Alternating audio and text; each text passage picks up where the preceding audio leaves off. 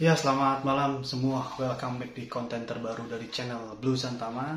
Ya, seperti biasa, hari ini di hari Selasa, tanggal 9 Juli, ya beberapa jam sebelum laga perdana semifinal Euro 2024. Seperti biasa, gue mau memberikan analisa ringan gue dari sudut pandang netizen ya, dari sisi netizen.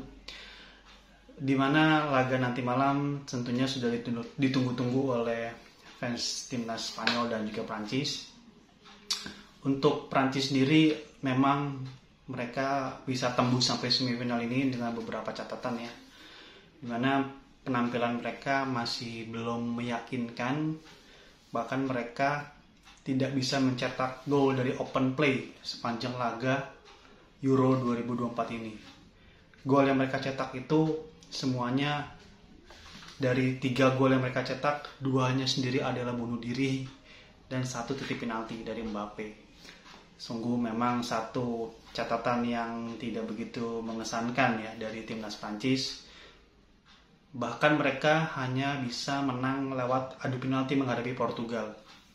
Ini merupakan satu pencapaian untuk mencapai semifinal yang bisa dibilang tidak meyakinkan, tidak seperti lawannya yaitu Spanyol.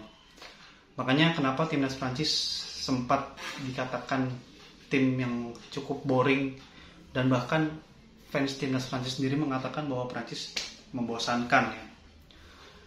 Dan ini tentu saja bukan sembarangan disampaikan oleh fans timnas Prancis, karena memang permainan Prancis benar-benar jauh dari kata mereka tim elit yang memang kemarin sampai final Piala Dunia gitu. Jadi di babak penyisihan pun mereka menang ya bukan dari open play yang mereka ciptakan gitu. Mereka tidak cetak gol dari open play. Melawan Austria mereka hanya bisa menang 0-1, itu pun juga golnya bunuh diri. Melawan Belanda mereka 0-0. Kemudian terakhir menghadapi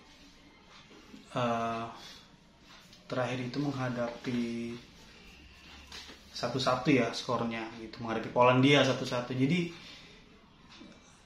sebegitu kurang meyakinkan Prancis pada turnamen ini gitu. Gue lihat memang Prancis mereka memang lolos ke semifinal, tapi perjalanan mereka tidak meyakinkan gitu. Jadi bisa dibilang perjalanan mereka mirip-mirip seperti Portugal waktu juara 2016, di mana Portugal saat itu lolos ke fase knockout dengan predikat runner up terbaik atau peringkat 4 terbaik, peringkat 3 terbaik. Mereka saat itu hanya punya poin 3 dari 3 kali seri. Mereka lolos ke knockout, mengalahkan Belgia, mengalahkan Wales, sampai akhirnya di final mengalahkan Prancis, tuan rumah pada saat itu. Nah, Prancis sendiri juga dengan sekali berpemain-pemain bintang mereka, ada Mbappe, ada Griezmann, Dembele, Thuram, terlihat tidak semengerikan yang dibayangkan orang gitu. Dengan kualitas timnas semewah itu harusnya Prancis tampil bisa mengesankan ya, tapi malah terlihat tidak sebagus yang orang bayangkan, tidak sebagus mungkin pada saat kemarin putaran final Piala Dunia 2022. nggak sebagus itu gitu. Ada apa dengan Prancis ya kan? Gue lihat juga kok kayaknya masih sangat bergantung sama Mbappe gitu. Kemarin pada saat Mbappe nggak main, pada saat lawan Belanda kalau nggak salah tuh Mbappe kan nggak main, itu kelihatan kan Prancis seperti kebingungan gitu, harus siapa yang bisa diandalkan untuk mencetak gol. Akhirnya skor melawan Belanda pun juga 0-0 gitu. Nah, ketika Mbappe main lagi melawan Polandia, baru tuh agak kelihatan mendingan, meskipun hanya bisa bermain imbang 1-1. Kemudian pada saat 16 besar juga mereka tidak begitu meyakinkan ya, menangnya juga lewat adu penalti, mengalahkan Belgia. Itu pun juga gol bunuh diri dari Jan Vertonghen kan. Bukan adu penalti, tapi menang 1-0 lawan Belgia lewat gol bunuh diri juga. Jadi gue lihat Prancis ini memang tidak semengerikan edisi sebelumnya gitu, tidak semengerikan pada saat mereka bisa mencapai final Piala Dunia. Ini cukup jadi pertanyaan juga, kenapa Prancis tidak sebagus yang orang kira gitu kan, hadapin dengan timnas Prancis gitu. Nah, berbanding terbalik dengan timnas Spanyol, justru Spanyol memulai kampanye mereka di laga perdana dengan menaklukkan Kroasia, kemudian di laga kedua mengalahkan Albania, baru terakhir mereka bisa mereka bisa mengalahkan Italia 1-0, kemudian terakhir juga akhirnya mengalahkan Albania dengan skor 2-1 dengan skor 1-0 juga. Jadi Spanyol tampil sempurna di grup, permainan mereka juga enak dilihatnya. Trio lini tengah Pedri, Fabian Ruiz, dan Rodrigo juga sangat enak dalam menjaga kestabilan Spanyol. Passing-passingnya juga sangat efektif, akurasi passingnya juga cukup tinggi. Ya Rodri apalagi kan, dia sudah terbiasa dengan permainan level tinggi bersama Manchester City gitu. Belum lagi 4 di belakang, Lenormand, Laporte, Cucurella, dan juga Carvajal juga tampil solid ya. Itu terlihat bahwa Spanyol baru kebobolan itu pada saat menghadapi Georgia. Itu pun juga golnya gol bunuh diri dari Lenormand gitu. Jadi nggak murni Spanyol kebobolan dari open play. Ya satu-satunya gol yang kebobolan yang dialami Spanyol ketika melawan Jerman kemarin di perempat final. Itu pun harus melawan Jerman baru bisa kebobolan Spanyol, kebobolan secara murni ya. So far memang Spanyol sejauh ini menjadi satu-satunya tim ya menurut gua yang secara level permainan, materi pemain, dan juga tingkat peluang mereka paling tinggi untuk bisa menjuarai Euro ini. Setelah itu mungkin Prancis dan Inggris ya. Tapi gue lihat Spanyol tampil cukup konsisten hingga babak perempat final ini. Bahkan menuju semifinal ini mereka paling konsisten. Jadi gue rasa pertandingan nanti malam menghadapi Prancis pasti akan sengit.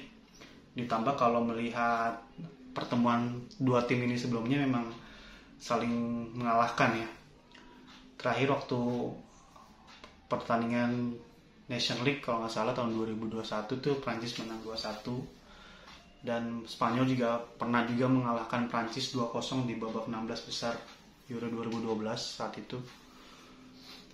Dan ada beberapa momen memang kedua tim saling mengalahkan gitu. Jadi terlihat bahwa kedua tim memiliki persentase yang sama. Kedua tim memang bisa dibilang mempunyai materi pemain yang sama-sama baik ya. Tapi kalau dilihat dari perjalanannya memang orang akan cenderung melihat Spanyol memiliki kans lebih besar untuk bisa lolos ke final.